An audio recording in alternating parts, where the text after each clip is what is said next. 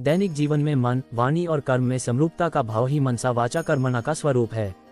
जो मन में, वही मुख में और वही आचरण में परिलक्षित होने की अनिवार्यता ही इस सूत्र वाक्य का सारांश है।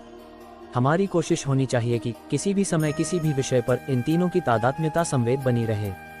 वास्तव में ये तीनों घटक ही मनुष्य की सकारात्मकता और नकारात्मकता से संबंध जोड़ते हैं। विचार, शब्द और कर्म में एकरूपता से मनुष्य के जीवन में नैतिकता का समावेश होता है।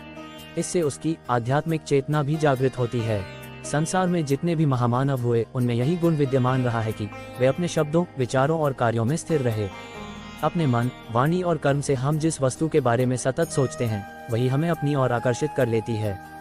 इसलिए सदैव शुभ चिंतन के लिए प्रयासरत रहना चाहिए। हम जो भी हैं, जिस कालखंड में हैं, वह हमारे सोच का परिणाम है। ऋषि मुनियों का तो यहाँ तक अभिमत रहा है कि केवल हमारी सोच ही ऐसी न हो वरन हमारे स्वप्न भी सुंदर बने। महापुरुष अपने प्रवचनों में मनसा वाचा कर्मणा का निरूपण करते हुए कहते हैं कि लोगों को अपने विचारों पर ध्यान देना चाहिए क्योंकि ये आगे शब्द बन जाते हैं। फिर शब्दों पर ध्यान देना चाहिए जो कर्म बन जाते हैं। आगे कर्मों पर ध्यान देना चाहिए जो आदत बन जाते हैं। तदुपरांत अपनी आदतों पर ध्यान देना चाहिए जो चरित्र बन जाती हैं। अंत में अपने चरित्र पर ध्यान देना चाहिए जो अंततः भाग्य बन जाता है।